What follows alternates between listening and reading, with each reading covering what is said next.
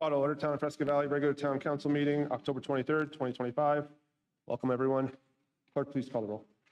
Councilmember Lopez. Present. Councilmember Keo. Present. Councilmember Freund. Present. Councilmember Greer. Here. Councilmember Schumacher. Present. Vice Mayor Searcher. Here. Mayor Polguta. Here. We have a quorum. Thank you, ma'am. At this time, I would like to welcome down Pastor Jeff Jackson for invocation and the Pledge of Allegiance. Please stand if you can.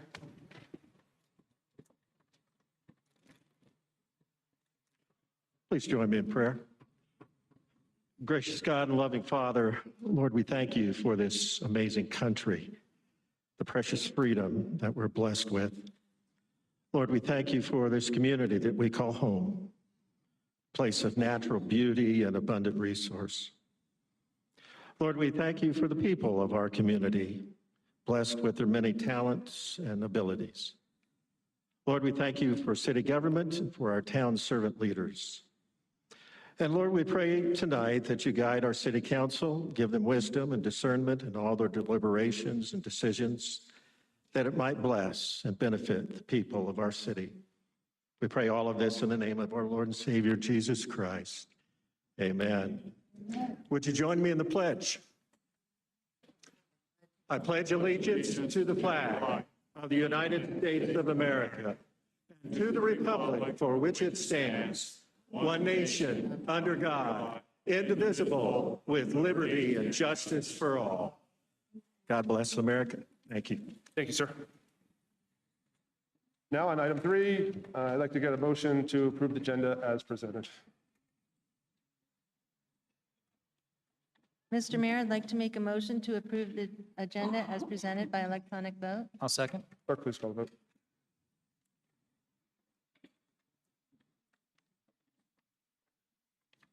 Councilmember Greer. Thank you. That passes unanimously. Thank you, ma'am. Next up, proclamations. First one will be National Native American Heritage Month. Whereas the NSDAR Yavapai chapter of Fresca Valley, Arizona is sponsoring National Native American Heritage Month in the Tri-City area during the month of November.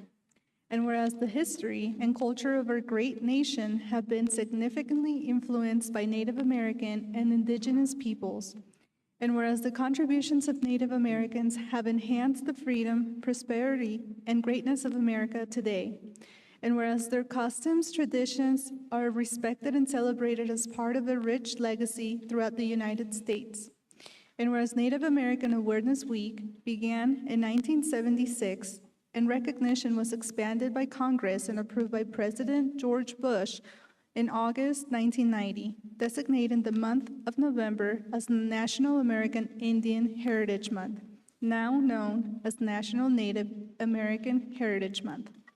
And was in honor of National Native American Heritage Month, community celebrations, as well as numerous cultural, artistic, educational, and historical activities have been planned.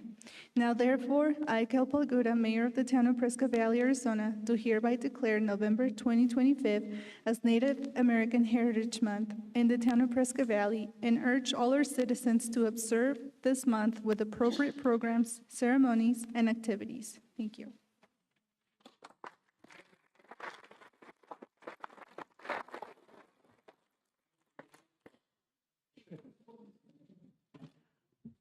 My name's Kathy Houchin with Yavapai Chapter, Daughters of the American Revolution, member Debbie Lamb, Elizabeth Shaw, and Karen Larson.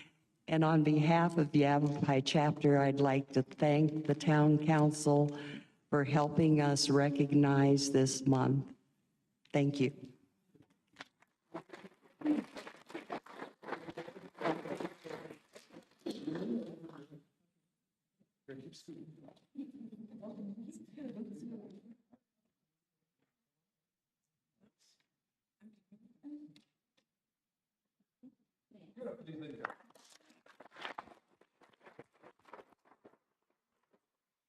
Next proclamation is World Polio Day. Whereas Rotary is a global network of 1.2 million neighbors, friends, leaders, and problem solvers who unite and take action to create lasting change in communities across the globe.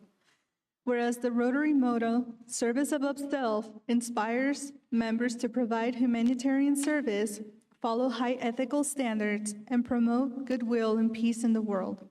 And whereas Rotary in 1985 launched Polio Plus, and in 1988 helped establish the Global Polio Eradication Initiative, which today includes the World Health Organization, U.S. Centers for Disease Control and Prevention, UNICEF, the Gates Foundation and Gavi, the Vaccine Alliance, to immunize the children of the world against polio. And whereas to date, Rotary has contributed more than 2.9 billion in countless volunteer hours to protecting more than 3 billion children in 122 countries, and is working to raise an additional 50 million per year, which would be leveraged for maximum impact by an additional 100 million annually from the Gates Foundation.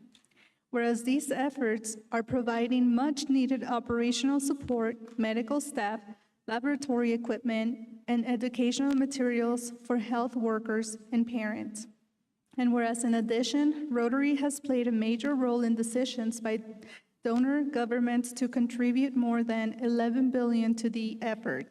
And whereas World Polio Day serves as a moment to honor the progress made, recognize the dedication of health workers and volunteers, and renew our collective resolve to finish the job. Now therefore, I, Kel Paguda, Mayor of the Town of Prescott Valley, do hereby proclaim October 2024 as World Polio Day in Prescott Valley, and encourage all citizens to join me and Rotary International in the fight for a polio-free world. Thank you.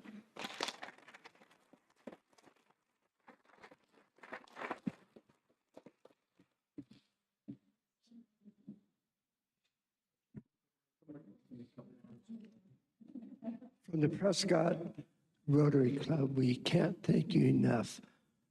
We're a new club. This helps us so much, and we appreciate everything. Thank you.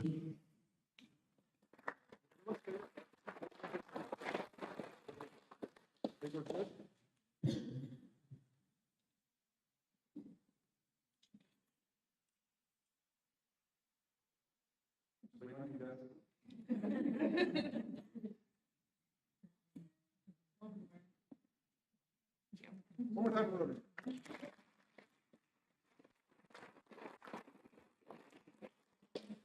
And next up will be Student of the Month.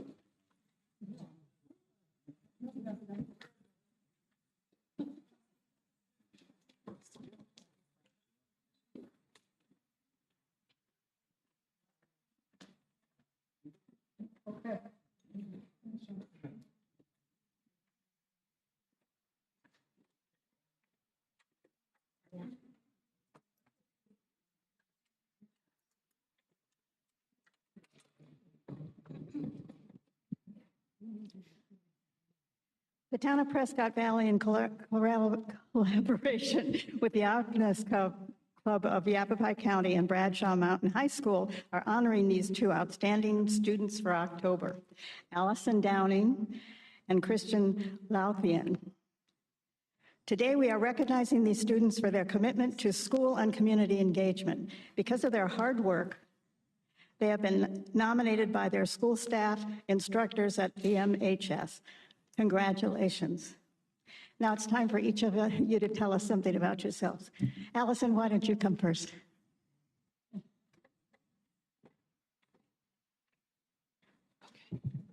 Oh, that's loud.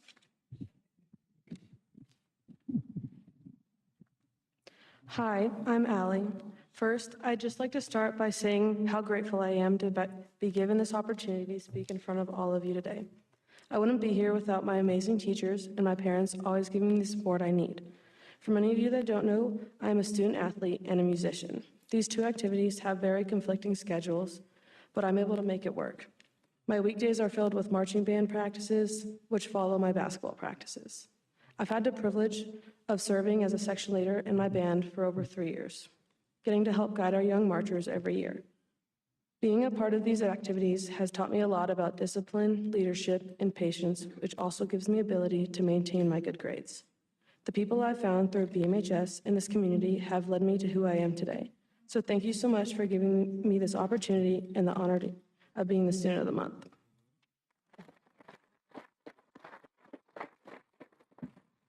Christian, why don't you tell us something about yourself?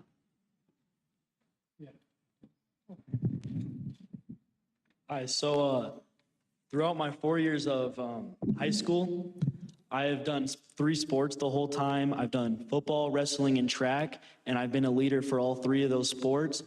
For football, I was a first-team academics, and then with wrestling, I was a state qualifier, and with track, I went to the USATF national event in New York for a shot put, and I placed 5th. My academic achievements is that so I'm a part of the Early College Academy, and I'm planning to work on my degree for engineering at NAU, and also I've been principal's list every 4 years of the high school.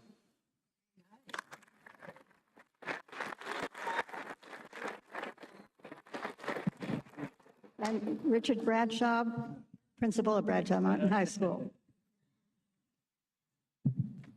Well, thank you. This is one of my favorite nights to come celebrate our students.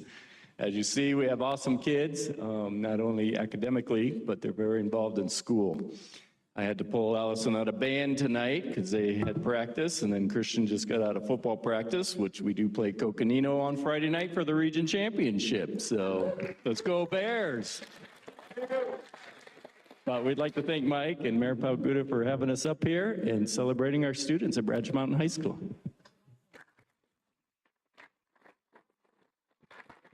And Michael Whiting of the Optimist Club of Yavapai County. Well, as I always say, this is my favorite night of the month, and I don't know why, but it's because I'm standing here recognizing 2 wonderful students that otherwise we probably wouldn't recognize, and they're doing a lot in their community and in school, and we'd like to say thank you for that. Allison and Christian, you are special tonight. Student of the Month is just one of the rewards as a result of your personal commitment and hard work as part of your journey at Bradshaw Mountain High School. We know that this is just the beginning of your further achievements and personal growth. And through new opportunities and hopefully continuing your education and a career, we look forward to you pursuing those and hopefully coming back in the community as well and sharing that with us as well. Regardless, we know because you're here tonight that you're ready, and we're behind you all the way. We'd also like to recognize some other people that have been involved with Allison and Christian's success and achievements, not only the staff and the teachers at Bradshaw Mountain High School, but also their parents. And obviously, if we didn't have our parents, it'd be a hard road to toe, I think, in terms of making it here to be recognized as an outstanding student. So we'd like to just ask any of the parents that are here tonight to please stand up and we can give you a little recognition.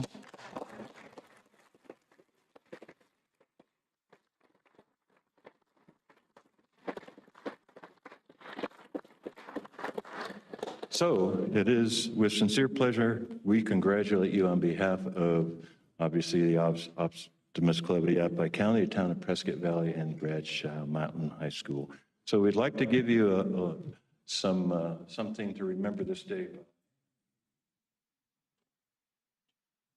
And we'll ask Michael if she could give them each a present a certificate.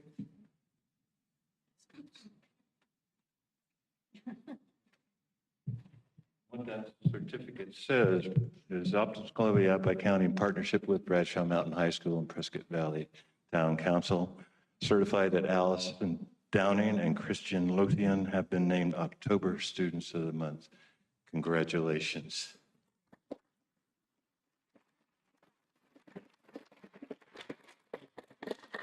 I'm going to give you a copy of the creed. By the creed, you're going to be outstanding individuals in your community. Way to go. We're going to take some pictures up here.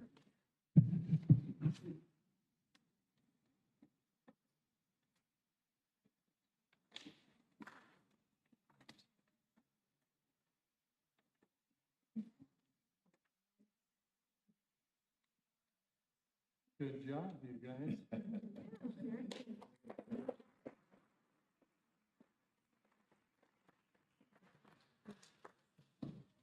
And Mom and Dad, if you want to get a copy of the pictures that were just taken, Latoya's right over there. You can give her your information. She can get you those pictures. Next up, item 5B, fiscal year 2025 to 26, first quarter financial report ending September 30th. Welcome, ma'am. Thank you. Thank you, Mayor, Vice Mayor, and members of council. We are pleased to be here to give you an update on the first quarter of fiscal year 26. Before I do that, I did want to mention that we do have our new financial transparency portal.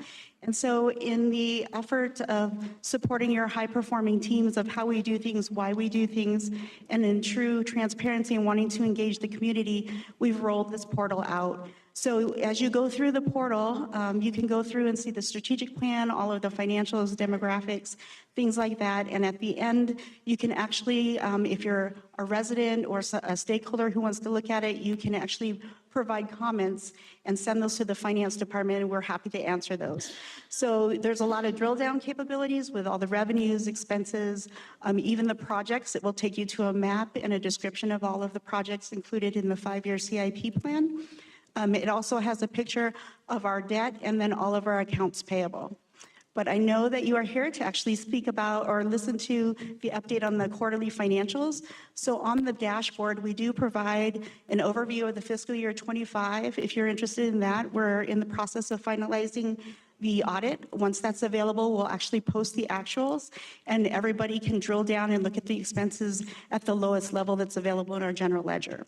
But for the fiscal year 26 quarter one update, I wanted to highlight that we've had a very good quarter. This is the net result. So what we do is this is kind of equivalent to a profit, loss, or income. And so these are the net results. You can see in the first month of July, we always have a deficit because we pay a lot of things on an annual basis, but then we recover over time. So as a result, for the first quarter, we had a surplus of $1.3 million, and that's compared to what we budgeted of $300,000. As you go through the dashboard, you can actually look at the revenues and expenses on a more detailed level if you're interested. I think the important thing here is that our ongoing expenses are well paid for by our ongoing revenues. You can see that the first month, we always have a deficit because all the revenues that we receive in July are not attributable to July, so we have to record those in the prior year. But you can see after that, we have all the revenues exceeding the expenses. Again, we just give you a breakdown of the revenues for more information, and then we give you a picture of what our expenditures look like. Our first quarter expenditures were less than budget in all of the areas except for non-departmental, which is where we make those large payments up front. And then we give you a picture of our enterprise funds. So these are water, wastewater, and stormwater. You can see our net results. We had budgeted $582,000 as the net results, but we are actually at $2.75 million. So the wastewater, water, and stormwater funds are performing well. And you can see there's an individual chart for each of those utilities if you want additional information. And then we just give you a picture of, again, the combined revenues and the combined expenses. And then down below, we give you an idea of where we are with active projects in the current fiscal year. And then at the end, this is the piece that everyone's always interested in, is how are we doing with our investments and our money? So we have about $153 million invested in the local government investment pool. And this shows you the breakdown between the different pools and then which funds participate. And with that, we just give a debt service summary at the end. And again, we welcome comments from the council and the public. So I know that was a quick overview. There's a lot of information on the portal, and I'm happy, to show anyone more details if you're interested. Thank you, ma'am. So can you just explain to everyone where they go? Is it for the portal? Do they sign in? Is it something they set up an account? How does that work? So if you're interested in putting a comment, they ask that you sign in just so that we can respond to you. As we gather comments over time, we'll probably be doing a frequently asked questions so that people can see what people have asked for over time. So we plan to roll this out actually next week with the Open Data Hub with all of our transparency portals on it. So it will be available from our homepage as well. There'll just be a link that they can just go to our Town of Prescott Valley page, find this under finance, and then click on it. Absolutely. And on the front page, I'll just kind of notice on the bottom, we have additional resources. So if you are looking for the budget book, the CIP book, the finance webpage, and then any other guidance for the accounting geeks, we have that information there too. Thank you, ma'am. Council, any more comments? Mr. Davison, anything to add? No, just very proud of our finance team, and I think this is a great new transparency portal that will provide greater access to our public for what we're doing. Excellent. Thank you very much, ma'am. Thank you. Next up, call to the public. At this time, members of the public may comment on matters listed on the agenda or solely on matters within the jurisdiction of the town. Any persons wishing to address the council must register their name with the town clerk prior to the commencement of the meeting. The council's response is limited to responding to criticism, asking staff to review a matter commented upon, or asking that a matter be put on a future agenda. Such remarks shall be limited to 3 minutes unless additional time is granted by the mayor. Clerk? We only have 2 people registered, Kay Gorman and Jim Queen. Ms. Gorman, and who is the second name? Jim Quinn. Jim Quinn, if you guys want to work your way down to the front.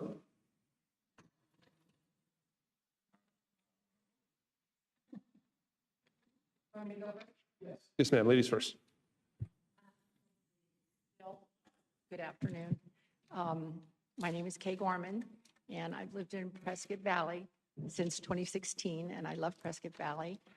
And God willing, this is my forever home.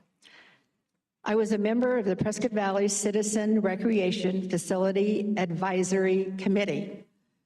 The reason I wanted to speak is when the committee voted for the recreation facility, it was not unanimous. There was a percentage of us who voted for the YMCA. The benefits to our community of having a full YMCA far outweigh the benefits of having a recreation facility. Prescott Valley deserves to have the proven best. Thank you. Thank you, ma'am. Sir? Mr. Mayor, Town Council, town staff, and attendees and fellow residents of Prescott Valley, of which I'm one. I want to thank the council for the proclamation on World Polio Day. I'm a member of the Rotary Club, which is restarted here in Prescott Valley now as of February of this year. And I just wanted to give a quick update from Rotary International. Due to the support of hundreds of thousands of donors and volunteers, nearly 3 billion children have been immunized against polio, now protected for life. The number of wild polio cases was 350,000 in 1988, and there are 36 cases so far in 2025, 7 in Afghanistan, 29 in Pakistan. 20 million cases of paralysis have been averted through this global effort, and Rotary won't stop until our world is polio-free. Thank you. Clerk, do we have another person? Yes, there's one more. I apologize. Bruce Tenke. I knew you weren't just sitting down there, sir, for a good seat. Welcome, sir. Council, Mayor, my name is Bruce Tenke, Prescott East Highway. I'm here because I viewed last meeting and I was a little concerned about 2 gentlemen address the councils with suggestions to restrict speaking to PV residents only. I thought public meant anyone. The minor spoke about silica poisoning, but don't forget about the poor lady who brought her phone recording. Sir, I'm going to interrupt you for a moment. Can you just get that microphone up a little? You're a big guy, so I just want to make sure everyone could hear you. Okay, here we go. Well, he educated us about silicone poisoning and all that. Well, a lady some months back brought her phone with a recording of the noise she endures from the crushers, the conveyors, the trucks, plus, let's see. and dust, of course, which may have silica in it. I don't know. I'm not a scientist. But also, it's my understanding they use a lot of water to keep the dust down. Well, we have a water shortage, so how much do they use? And then the other gentleman wanted to label people that speak with informatively as serial speakers, which is, I don't know, just seems to be not right. So let's see. I wonder why. Okay, here we go. I wonder why the gentleman would want to interrupt the petition process because of an error. The signatures are still there. What is his motivation? Lawyers cost a lot of money. So, and please don't make me a serial speaker.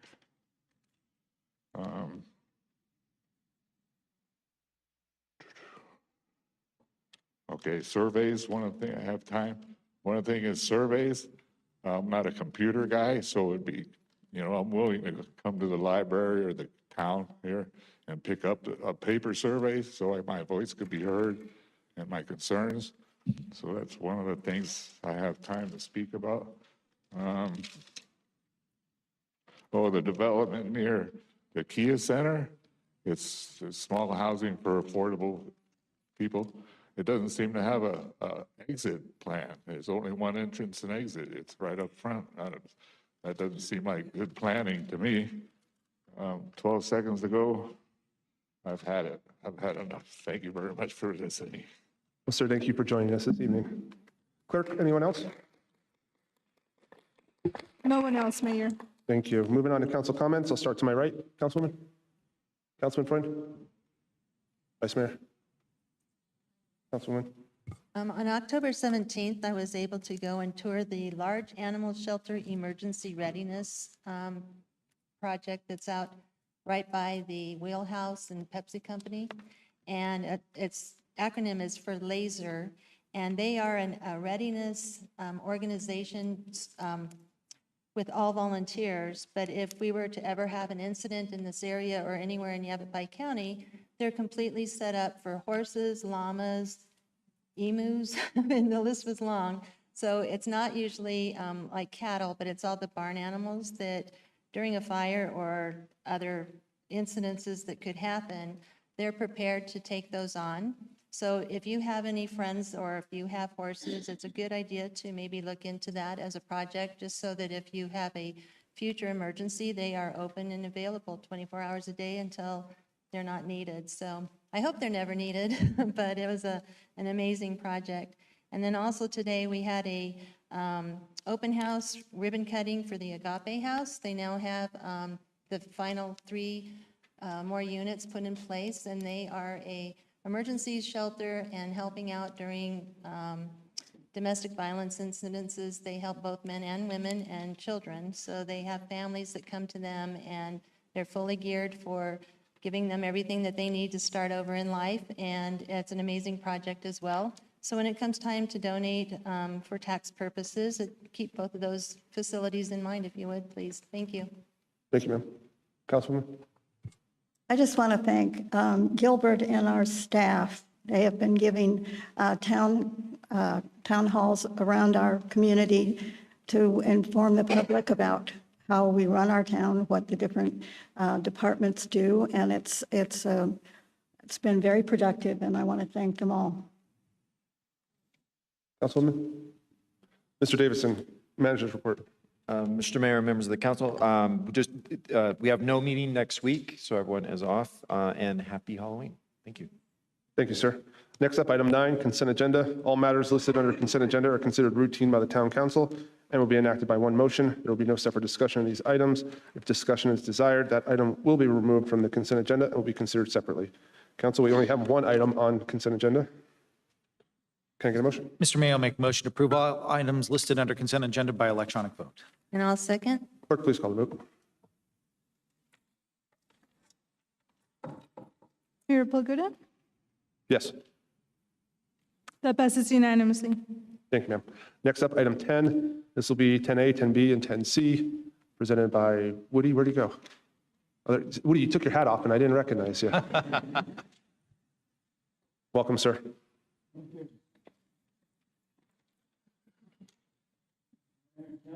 We have two members tonight in the audience. Just move that microphone up a little bit higher, please, sir. We have two members in the audience tonight that would like to be reappointed to the board, and they are Richard Leadhead and Walter Sproul. Would you please stand up? Gentlemen, please stand up. Be recognized.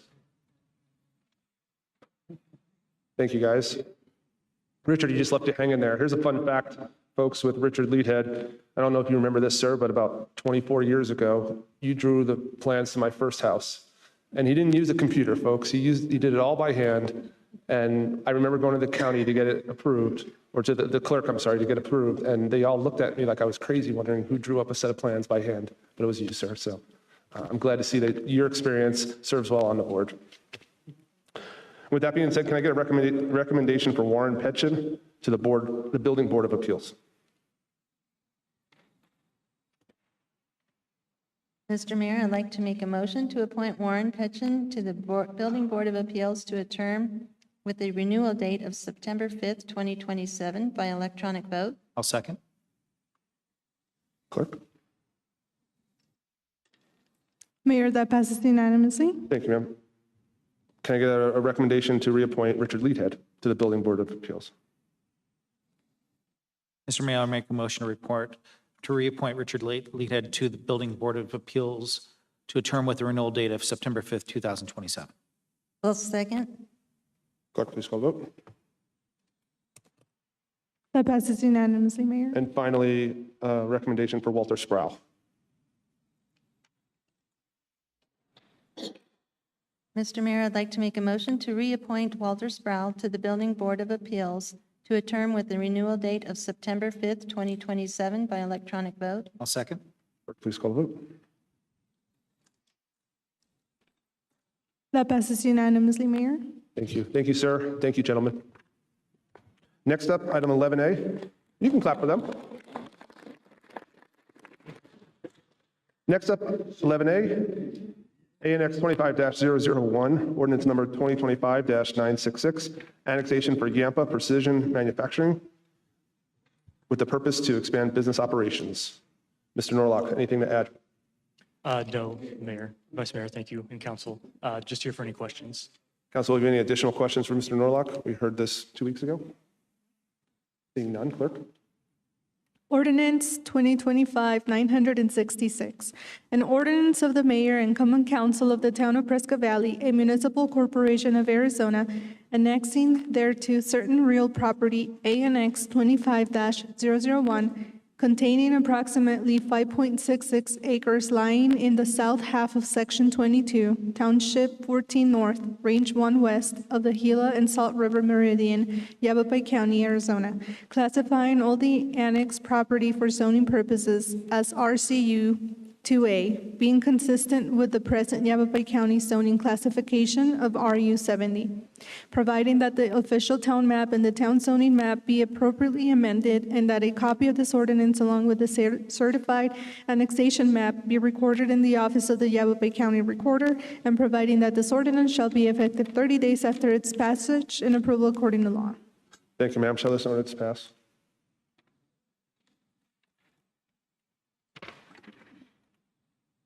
Mayor, that passes unanimously. Thank you, ma'am. Next up is 11B, ZMC 25-007, ordinance 2025-967, the zoning map change for Yampa Precision. Mr. Norlock, anything to add? No, Mayor, thank you once again. Council, we have anything additional for this? Seeing none, clerk. An ordinance of the mayor and common council of the town of Prescott Valley, a municipal corporation of Arizona, amending the town zoning map CMC 25-007 for a 5.66 acre parcel of property being annexed into the town for expansion of Yampa Precision Manufacturing from RU 70 zoning, residential single-family rural, the designation at annexation to IG zoning, industrial general limited, and providing that this ordinance shall be effective 30 days after its passage and approval according to law. Thank you, ma'am. Shall this ordinance pass?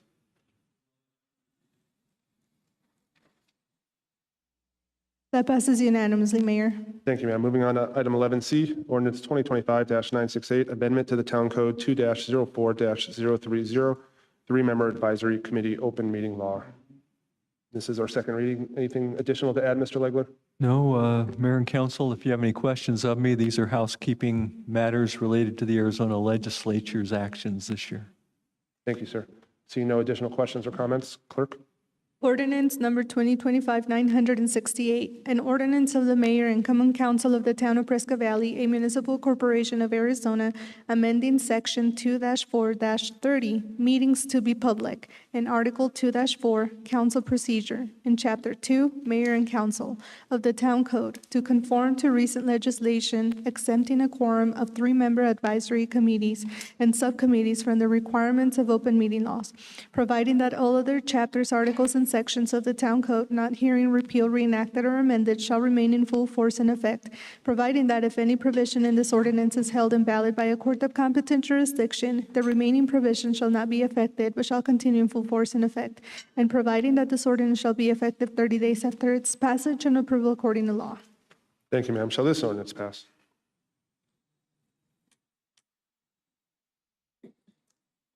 That passes unanimously, Mayor. Thank you, ma'am. Next up, item 11D, ordinance number 2025-969, amendment to Town Code 6-05030, bond increase for the care of seized animals to $500. Mr. Legler? Mr. Mayor and Council, you did ask me a question that I didn't have an answer for last time. And if I had just looked at the title of the section that we were amending, I would have been able to answer that question for you. This is limited to animals that are being abused or abandoned. And that's why it is rarely used. In fact, when I spoke with the folks that do our enforcement for us, they had not yet used this provision. So we're, again, doing what the legislature indicates we need to do. Thank you, sir. Seeing no questions or comments for Mr. Legler, clerk? Ordinance number 2025-961, an ordinance of the mayor and common council of the town of Prescott Valley, a municipal corporation of Arizona, amending section 6-5-30, seizure of abused or abandoned animals, notification, bonding, hearing, and Article 6-5, violations in Chapter 6, animals of the town code, to respond to Arizona statute requiring an increase in the amount of the bond animal owners must pay to defray cost of care for properly seized animals, providing that all other chapters, articles, and sections of the town code not herein repealed or amended shall remain in full force and effect, providing that if any provision in this ordinance is held invalid by a court of competent jurisdiction, the remaining provision shall not be affected, but shall continue in full force and effect, and providing that this ordinance shall be effective 30 days after its passage and approval according to law. Thank you, ma'am. Shall this ordinance pass?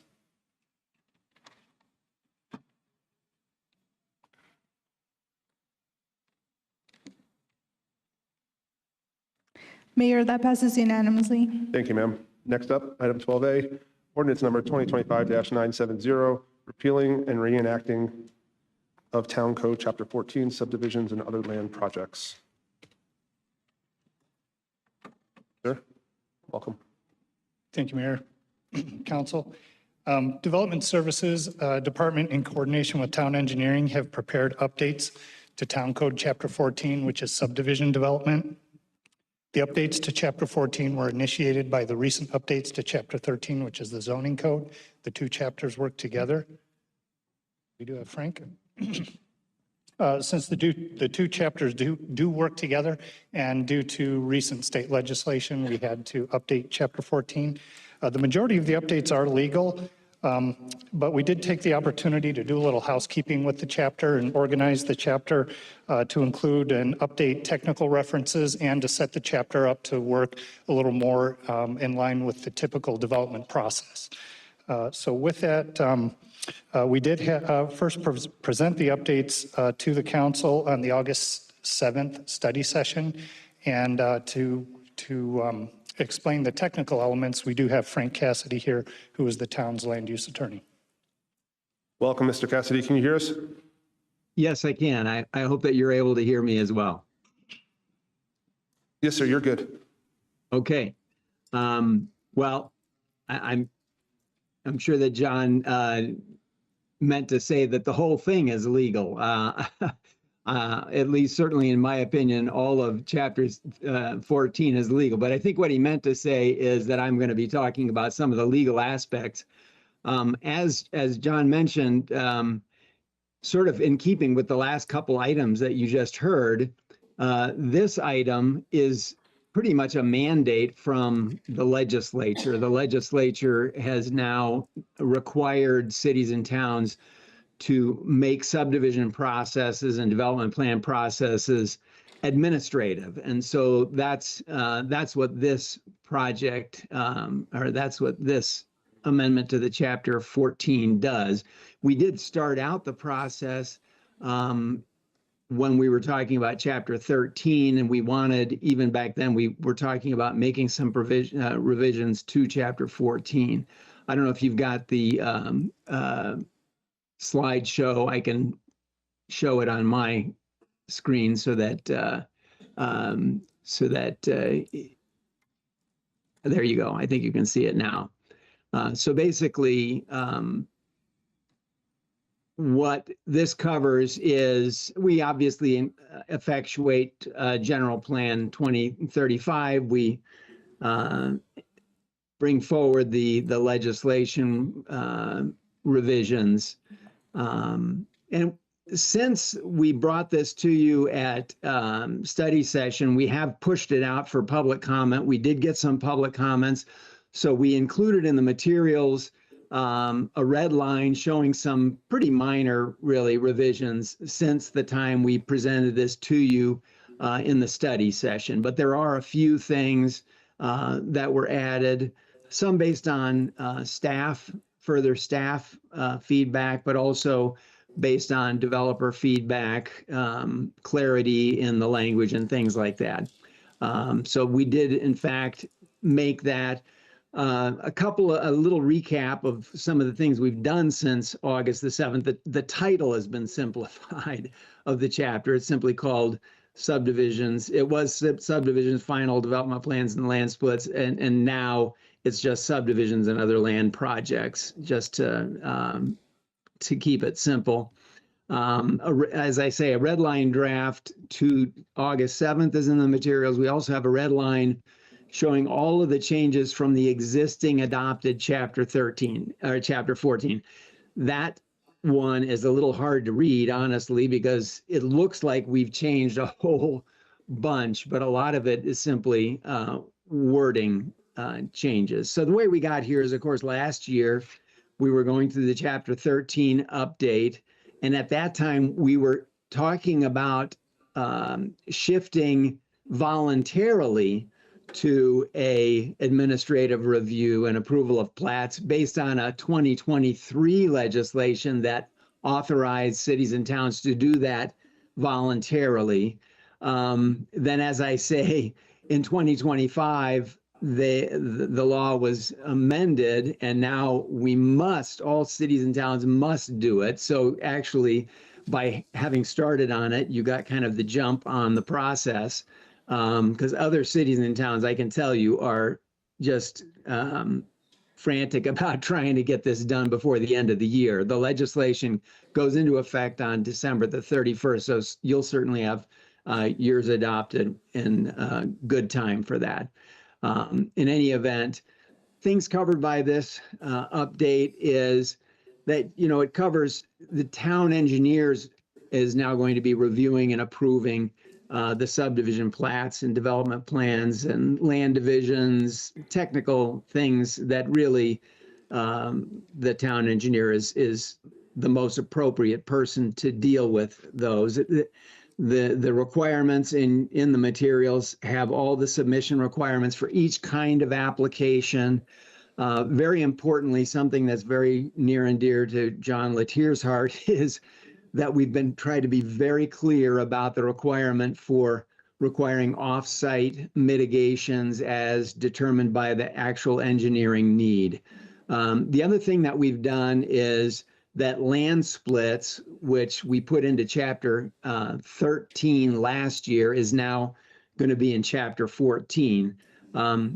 Just because of the way we do these things, zoning code amendments go through the commission, and of course the subdivision the subdivision chapter doesn't have to go through the commission, but just because of the way things happen, you'll see the land splits language also in chapter 13 until we get around to making the revisions to some additional revisions to chapter 13 later on.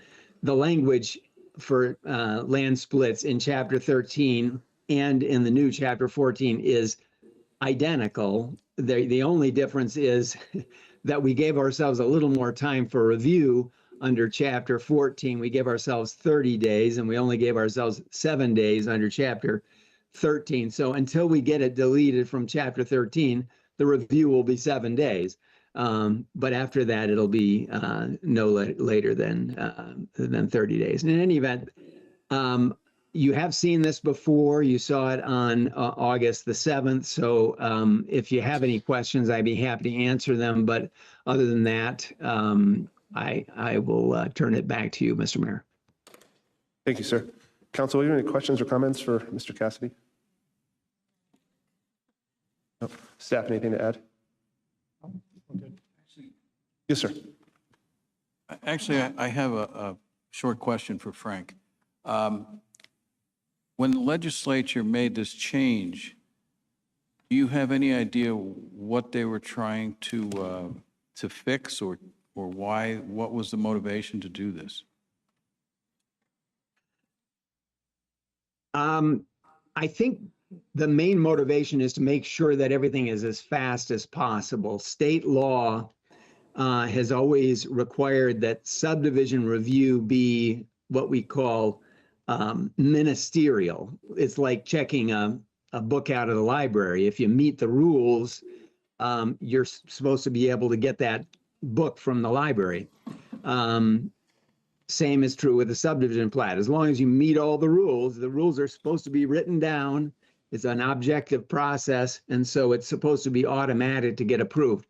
But even though it's written that, even though the law recognizes that requirement, many places take subdivisions through kind of a long drawn out review process. So it takes them a while to go to the commission, takes people a while to get in front of the council.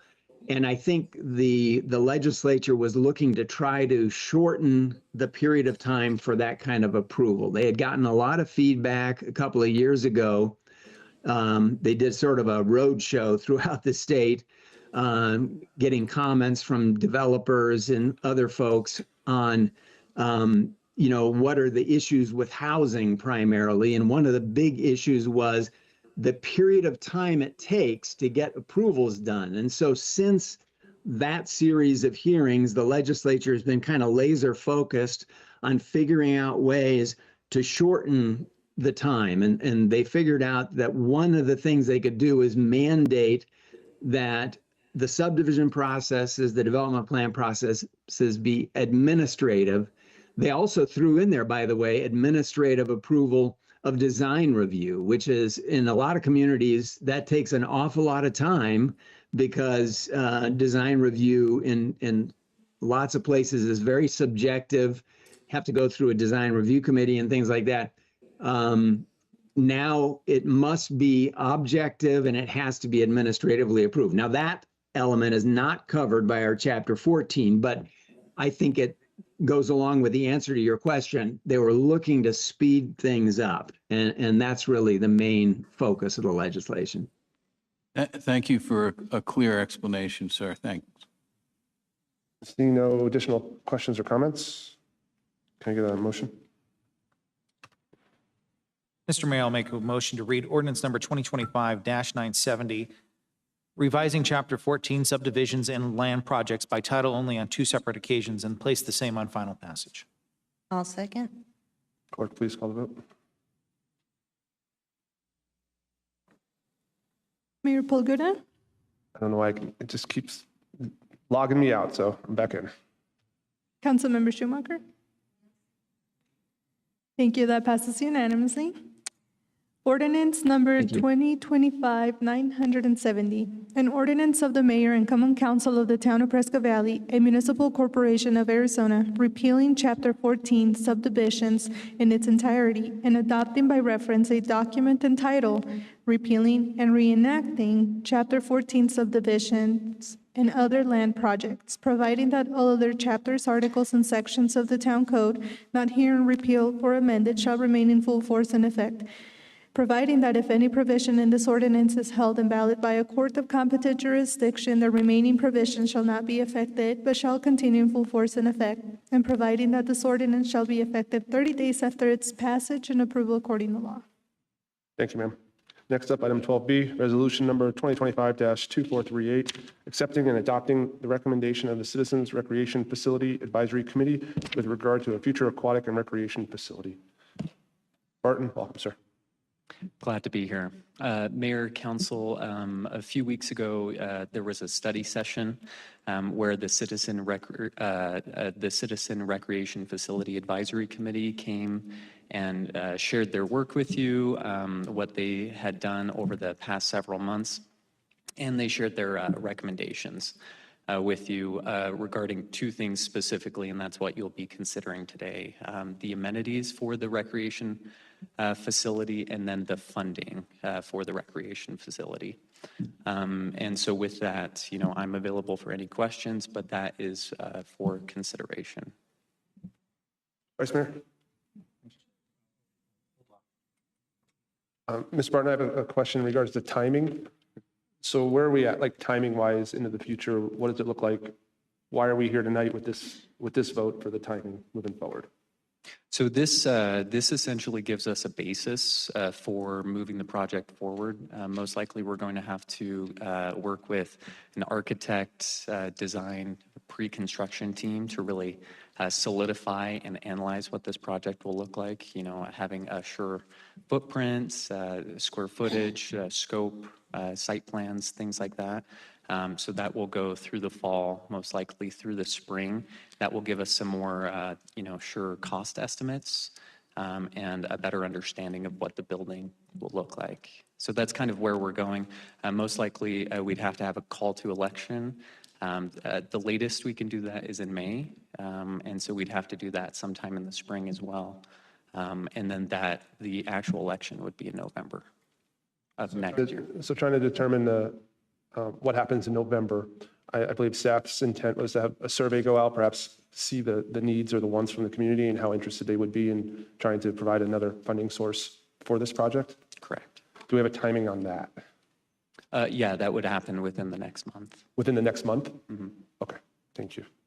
Vice Mayor, did you have anything? Oh, Councilwoman. Thank you for the hard work that you guys have done on this. And when you presented this the last time, I had brought up that we were missing a demographic in a huge chunk of our taxpayers. Do we have any of that data tonight? Have we gone back out and asked them and polled them? And that's our younger demographic, our young families. Have we done that yet? So just some of the historical data on kind of what we have in terms of data. So we've done several surveys, and that was part of what the committee reviewed in their initial phases. So there was a number of surveys there. The committee also went and engaged the community. That was part of their process, was to go and engage the community and bring that process, that information back. They were missing a section. Yes. They were. And so also we're planning on doing that survey. And I think that will be able to give us some information. And the two funding bases that we have, how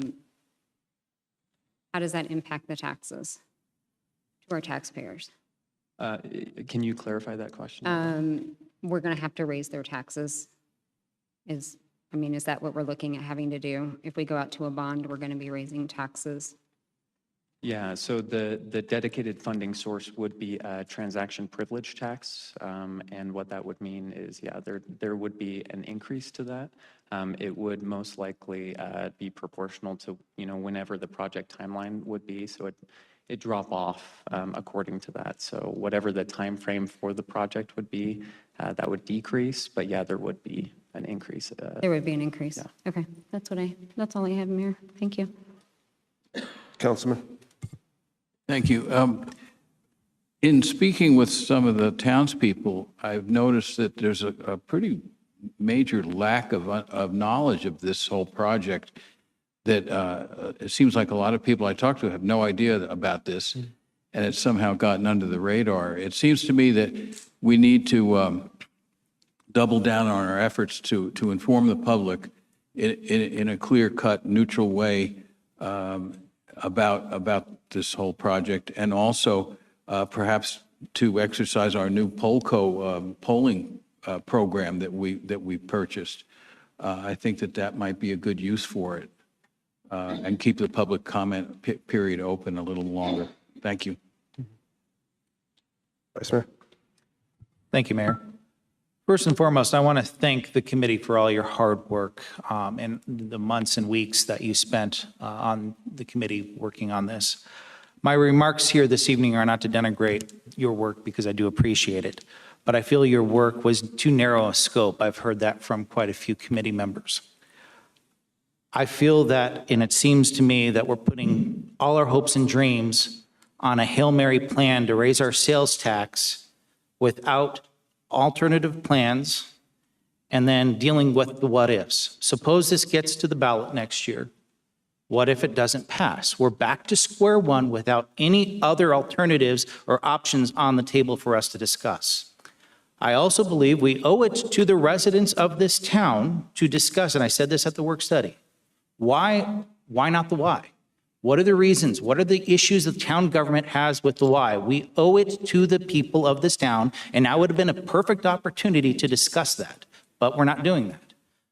Second of all, Councilmember Freund brought up a good point. We're going to be polling on this very topic next month. I feel like tonight we're putting the cart before the horse, and I feel that that polling data would actually be very, very helpful for us to, as collectively as a council, to make an informed decision. If we don't table this, I'm voting no. Thank you, sir. I have a question for staff. If this was, does staff need a direction for the polling? Does that need to go through a council direction? No, Or will that Mr. happen Mayor, no matter no, what? that doesn't require. That's all teed up and ready to go out to the citizens through the company that we've selected to do the polling. So there's no approval for contract or anything on that? Right. So how does that affect the timeline? Considering the Vice Mayor's words, if we wait for the polling numbers to come back in 30 days, what does that look like? How does that affect the whole transaction leading into November of 26? This item can easily be tabled. There's nothing, from a project management perspective that it has to be voted on tonight. So if we want to wait to get the polling data, we can certainly do that. The polling is not going to rehash what's in the facility. It's really going to be the appetite of the community to help fund, if they want to fund this. So all you're going to get back is whether or not there's going to be an appetite for the community to support approving a slight increase in the sales tax. You're not going to get any further information about, do they want, a gym versus a pool versus whatever else would be in the building. Does that help in regards to polling and help answer any of our questions? To some extent, I would definitely like to table this matter until we have the data. It just seems prudent to have more data to make an informed decision. And we have until May of next year to literally decide to put this on the ballot. So I think the more information we have to make an informed decision is in everybody's best interest. Councilwoman, did you have something? Were you adding something to this? Yeah, I want to go back to what Matt just said, and that was the why. Why are we not talking about the why? I mean, we have land, we have some of the funding. I'm sure they can actually get the rest of the funding. So what happened? Where did it go? Mr. Mayor, members of the council, let me, kind of try to summarize. We had spent, several years trying to work through this issue and to be able to build a, comprehensive community recreation center that would be operated by the Y. All of the components that the Y needs, so whether it with childcare and all of the other components, the cost was going to be in excess of what our agreement with them entailed, which was $29 million. And so when that came back to council, we had identified that this was beyond our scope, so we'd have to rethink this thing. There is no way the town's current financial structure could accommodate that level of a debt service without some additional revenue that would be dedicated to funding this thing. If you remember in the Y proposal, the pool got eliminated because of cost. Childcare remained part of it, but the pool was what was eliminated. And that was the concern. That was what the whole community was after, was an aquatics facility. So we kind of went back to the drawing board, and that's where the committee, the citizen committee, came in of what exactly does this community want in this facility if they're going to help pay for it.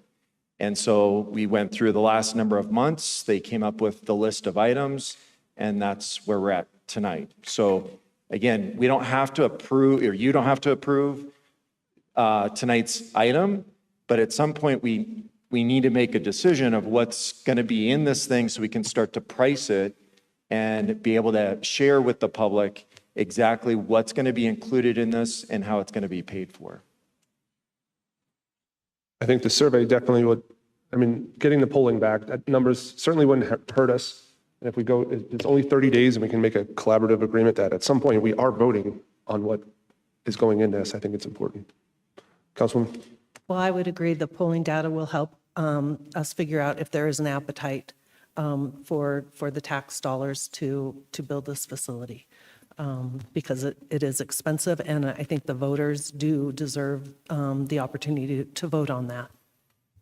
And Mr. Mayor, the Vice Mayor made a comment too of that. Actually, I just lost the thought. So there was a key point that you were making about the facility, and I am totally blanking on what point you were making. I feel that it would be prudent for the town staff to provide other alternative options, just because we have to prepare for, the what ifs. So yeah, you're exactly right. We're at a dilemma with, with our current pool. We have held off making very costly repairs to the existing pool because of this whole multi-year conversation that we've been having of, do we build a whole new aquatics facility? So if we do not move forward with something, a new facility, we're going to have to make a multi-million-dollar investment in the existing pool. So if we're going to have a pool as a community, we will have to make a major investment this next fiscal year. So if this doesn't go forward this next, through next 2026, in 2027, we're going to have to tee up some major investments and overhaul of the existing pool. And with that being said, if the poll numbers come back and there is no appetite for the community to maybe raise to TPT, and that we have to pivot to our existing pool, is that correct? Is that what you're saying? And I think we'll have a lot of that data before our budget retreat in January, and I think that is where we can, discuss. If there is no appetite, we can discuss some other options. Who creates the questions for the polling, and what will those questions be?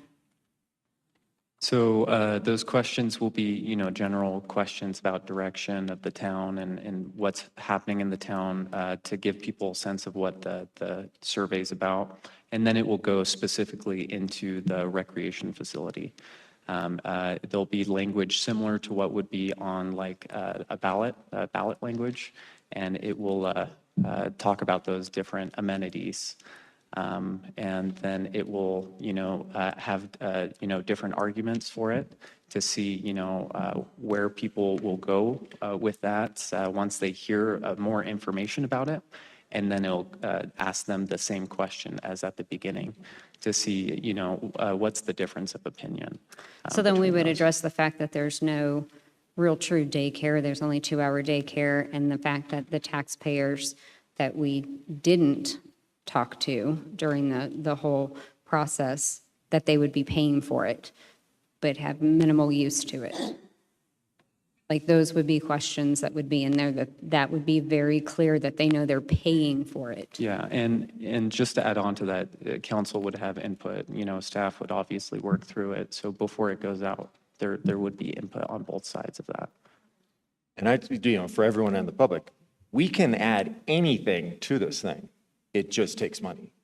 So, if the council wants to add more things to it, we can absolutely have any number of different amenities. It's just at the end of the day, it's how are we going to pay for this facility with the limited resources that the town has. Councilman? Thank you, Mayor. First of all, I agree with the concerns of the vice mayor and the idea of possibly tabling this, not to kick the can down the road, but just to answer some of the questions that are still up in the air. And this is a big deal. This is a big expenditure for a long time. And so I think we need to make really make a major effort to get all the stakeholders' opinions, study it to the nth degree and make the right decision. And so I think tabling it would allow us to do that. And it's not as a delaying tactic, but as a due diligence tactic. And I agree with Mr. Davidson that I think that a short reprieve of tabling, it may be a month or so, wouldn't destroy the project, wouldn't do any harm, but it could do some good ultimately. Thank you.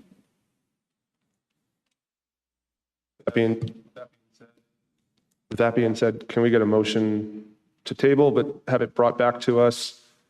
Would it be, I don't know, would it be the first, we're going to be tough in November because it's Thanksgiving. So I'm trying to look at the calendar on when we would be able to have adequate polling numbers come back.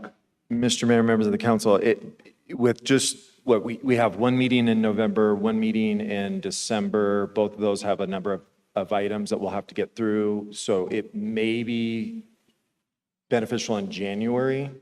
We'll have all of our polling data at that point.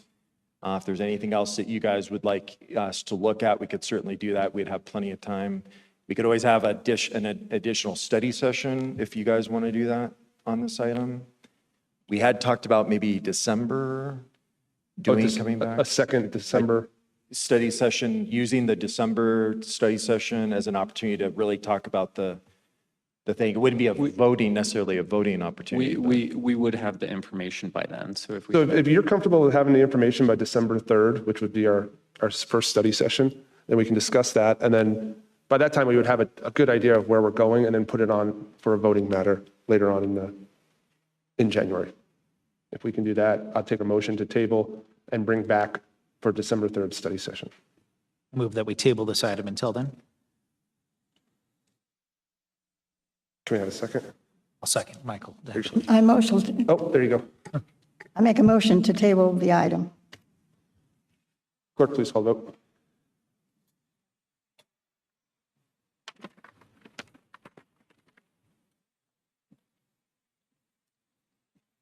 Mayor, that passes unanimously. Thank you, ma'am. Moving on to item 12C, professional service agreement with Mattis Water Management, Inc. for Phase 1 development for the Water Conservation Master Plan. Ms. Lund, welcome. Good evening, Mayor, Vice Mayor, and Council. Thank you for having me here. And this evening, we're talking about a professional services agreement for something I've been excited to bring to us here in Prescott Valley, which is a water conservation strategic plan project. Excuse me. And the objective here is to really anticipate the future, right? So currently we are regulated by the Arizona Department of Water Resources through the 5th management plan for the Prescott Active Management Area. And we are fully compliant. We're in great shape. And in fact, we're exceeding the requirements for a town of our size, but we want to make sure that we're set up for what happens next after the management plan. Also, I've had a lot of public engagement, folks asking about water conservation. Let's make sure that we can take care of those two issues. So what I would like to do with this project is to have an evaluation of our current conservation measures. We're doing a number of things. I would like confirmation that we're headed in the right direction there. And what else could we be doing that's fiscally considered and responsible with our taxpayer dollars? In addition to that, of course, we have a rate study that's going to be coming up in the next few months. Want to be prepared for that as well. So the information that we glean from this plan creation will be available for the next rate study as well. We put out a request for qualifications and received one report from Badaus Water Management Incorporated. They are a California firm that's highly qualified and very well regarded in the discipline of water conservation. And in fact, they regularly are training conservation practitioners all over the US and have penned a number of different water conservation white papers for the American Water Works Association. So they're very highly regarded nationwide. And the thing that really attracted me was that they've crafted plans just like what I'm envisioning here for local cities. One of our neighbors, in fact, City of Flagstaff, has a great plan that they penned in 2018. That's kind of the wind beneath our wings on that. But they've done a number of different plans for cities and counties in adjacent states. This project will be brought about in two phases. Phase one will be this fiscal year, and it will not exceed $80,000, which is on the budget for this fiscal year. This year, we'll be documenting goals, incorporating data from various sources, including the housing needs assessment that you folks were looking at in May. So we're delighted to be incorporating that information into it. We'll be analyzing our current and, of course, our future potential conservation measures and creating a technical memo to inform the rate study. Phase two will take place after July 1st and will involve the actual drafting of the final plan, finalization of the model software, and training myself and water resources staff on how to operate the model. Total project cost, including both phases of the plan, will be $169,873. Just wanted to give you a quick brief look at how the phasing is going to take place. We're going to front load with all the information, give them what we've got on file, and they will be giving us a preliminary list of at least 100 different potential conservation measures that we will tease down to a more manageable list. And then we will be engaging the public and getting their feedback, at least preliminarily, to get the technical memo for the rate study. Next fiscal year, then, we'll be penning that full report and getting the deliverables there. There will be at least 3 times, when we will be engaging the public and the council for your feedback. Plus, we will be doing a survey during the course of this plan creation. Just a quick, very small font here, just to give you an idea. We've got discretionary allowance built into this in case we need to engage the public further or add some additional services into what they're proposing to do for us. So again, coming back to it, I really want to make sure that we're engaging the public because we're spending their money. We make sure that we're giving them the best possible plan for the money that we'll be paying Badaus for. They will also be generating the survey. Like I said, they're going to be training us on the different measures and how to manipulate the model. And so I'm really very excited to potentially, at the end of this, present to you folks a plan that could be formally adopted by the town, and so that we can go forward and lead the region on water conservation measures. And with that, I'll entertain any questions that you folks have. I've never seen you this excited about something. I'm always excited when I get to talk to you folks. I love it. Like, wow. Council, you have any comments? Thank you, Tracy. I've heard from many constituents that want to see a conservation plan in place here in Prescott Valley. And we've had some discussions about this kind of stuff, and it is important to find the right conservation methods. So thank you. Councilman? I generally hate to spend tax money, but in this case, I think that it's going to yield a lot over the years. It will yield far more than what we're spending. So it's hard not to get on board with it. Thank you. Thank you very much. All right, with that being said, I'll entertain a motion. Mr. Mayor, I'm glad to make this motion to approve a professional services agreement with Modus Water Management, Inc. for Phase 1 of developing a town water conservation strategy plan in the amount of $80,000. Can I have a second, please? A second. Clerk, please call the vote.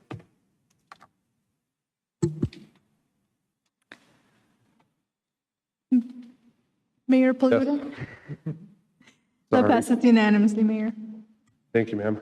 Next up, 12D, resolution number 2025-2437, approving the WIPA loan agreement 940407-26 for the Quailwood number 3 well PFAS. Mr. Wadsworth, welcome. Good evening, Mayor and Council.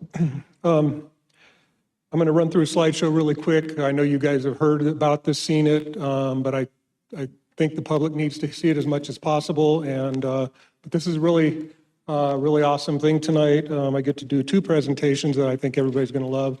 So I'll just get into it real quick. The first one, this is for the PFAS treatment system on the Quailwood 3 well, and I'm just providing some photos so you can get it in your mind. This is actually the pilot work that's being done in that well right now. We're testing 6 different columns of ion exchange material. That test is running for 6 months. It started back in May or June, and it'll run into December. But it's a very involved process of testing the water, both going into these columns and coming out at various locations, the quarter point, the half point, and the end point, to see what a full-scale system, how it will actually work, so we can get information on operational numbers and refine the design so that we'll know for sizing and so forth. A full-scale system might look like this one right here. Ours will be inside of a building to keep it from freezing. But generally, you're looking at a couple of vessels like these 2 large ones here, a bunch of interconnecting piping so that you can change the way the water flows through it.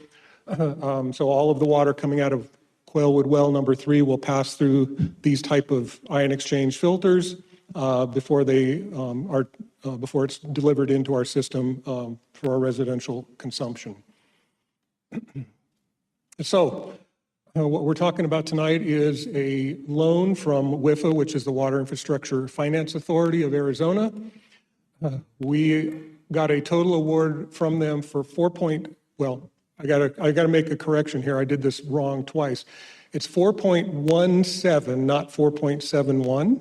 I got a little dyslexic when I put the staff report together and the slide presentation. So it's $4.17 million. Of that, 90% of it is forgivable principal. So that's 3.753 million of it that we don't have to repay. We are only repaying $957,000 of it. You can see the interest rate and fees that they're charging us, and our annual payments of a little over $76,000 each year for 20 years.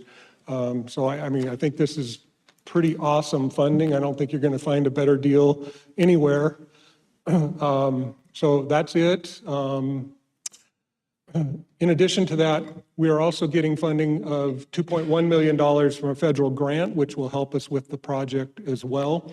So it will cover, between the WIFA loan and the grant, we're going to be covering the preliminary studies that we did, the pilot testing, design, permitting, construction, and all the administrative fees.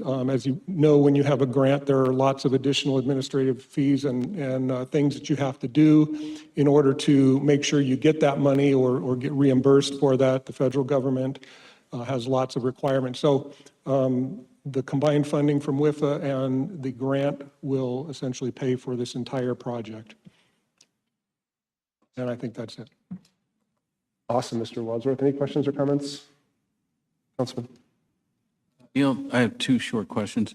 The first is, what is the outlook going forward on PFAS concentrations in our, overall in our town wells? Are they increasing, decreasing, holding the same? What does it look like on that front? And the second question, well, go ahead and answer first, yeah. Well, that's going to be, depending on which well you're talking about, it's going to be based, and every well is going to respond differently.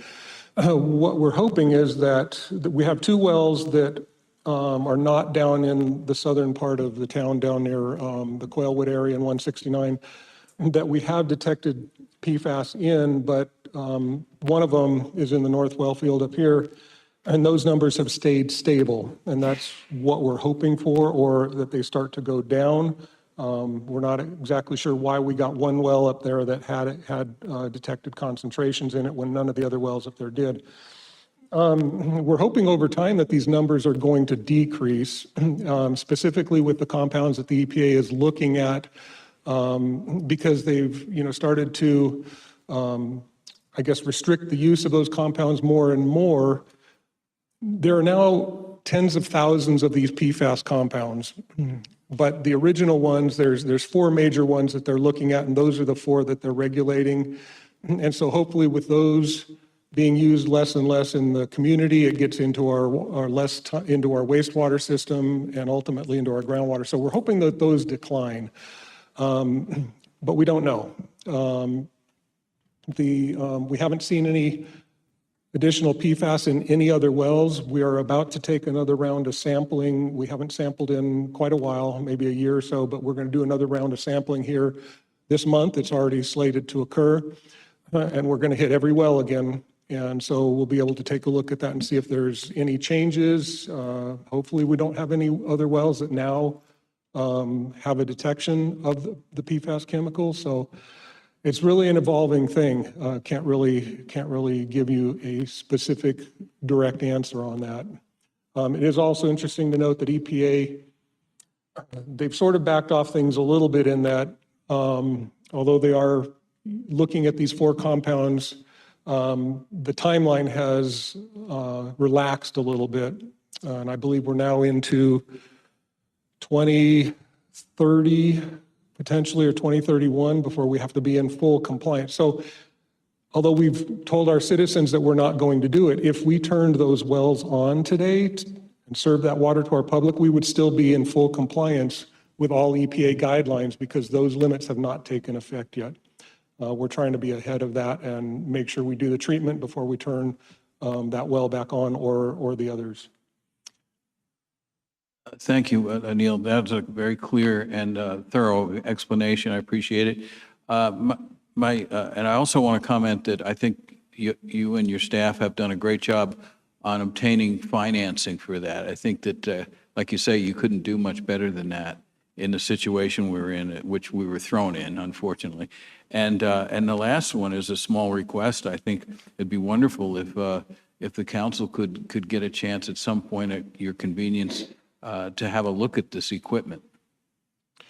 We'd love to do that. Would you like to, are you talking about the full one, or are you talking about the pilot experiment that's going on right now?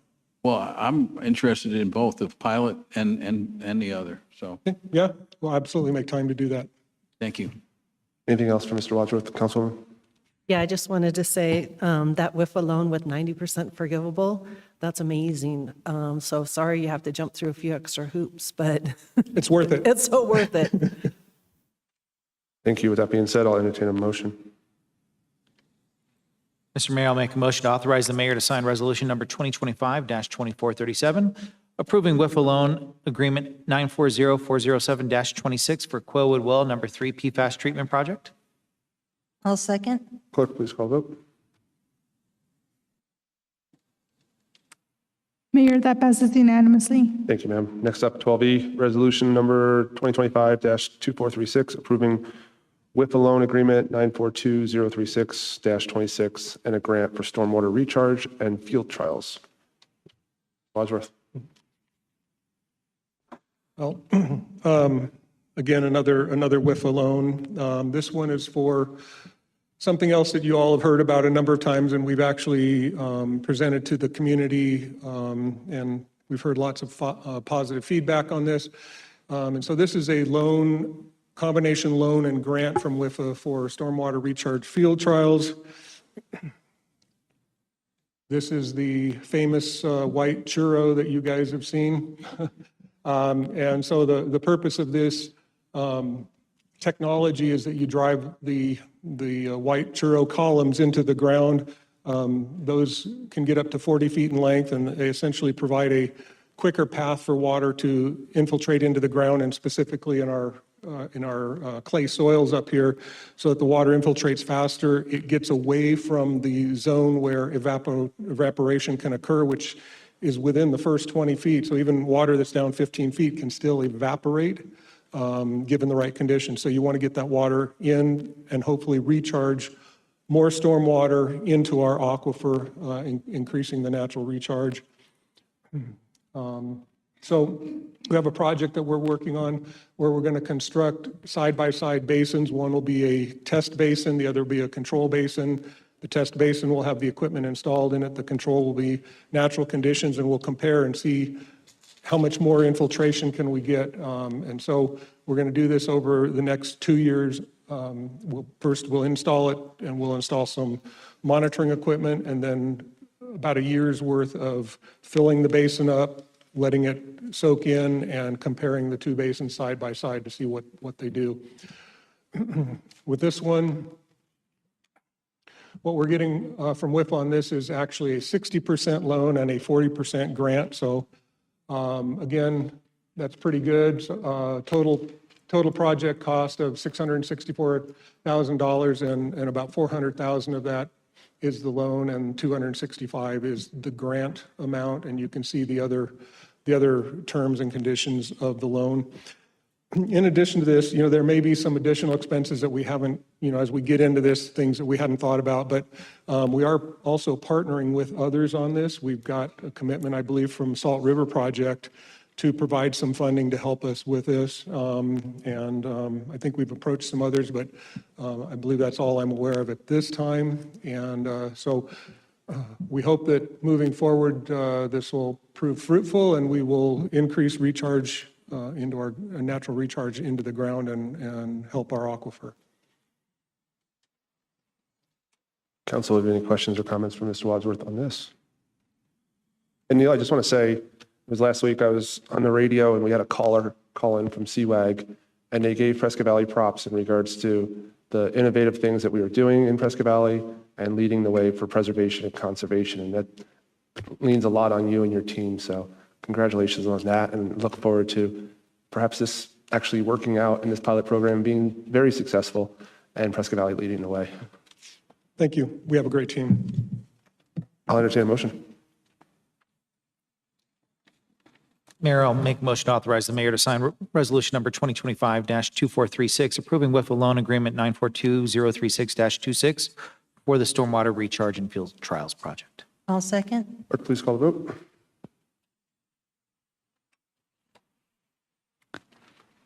Mayor, that passes unanimously. Thank you, ma'am. Next up, final item, ordinance number 2025-965, amendment to the Town Code, Section 1-08-020, clarifying service requirements for civil code enforcement. Mr. Legler? Mayor and Council, this is yet another housekeeping matter. As you'll remember, we have for years had a process of enforcing nuisances by hearing officers. We eventually closed that office and moved it now to our magistrate court. And so those will be heard by our judge.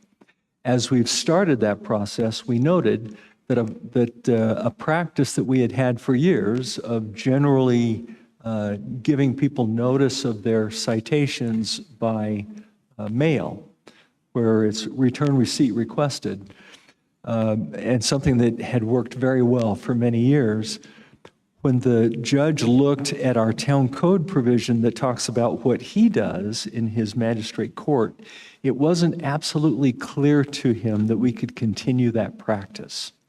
So we're proposing now to make some changes in our town code to make it clear that the enforcement officers can continue to use that process that's been so successful over the years. And that's what we're proposing here. Any questions for Mr. Legler? Very much, sir. With that being said, we'll entertain a motion on this.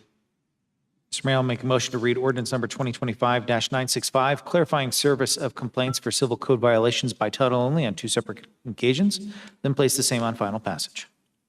I'll second. Clerk, please call the vote. Mayor, that passes unanimously. Ordinance number 2025-965, an ordinance of the mayor and common council of the town of Prescott Valley, a municipal corporation of Arizona, amending section 1-8-20, commencement of civil action of article 1-8, penalties and enforcement of chapter 1, general, of the Town Code to clarify available options for service of citations to defendants in civil code enforcement actions, providing that all other chapters, articles, and sections of the Town Code not herein amended shall remain in full force and effect, providing that if any provision is in this ordinance is held invalid by a court of competent jurisdiction, the remaining provision shall not be effective, but shall continue in full force and effect, and providing that this ordinance shall be effective 30 days after its passage and approval according to law. Thank you. Thank you, ma'am. With that being said, we're at the end of the meeting. Anything for the good of the order from council? Seeing none, thanks for coming out, everyone. Drive safe. Meeting adjourned.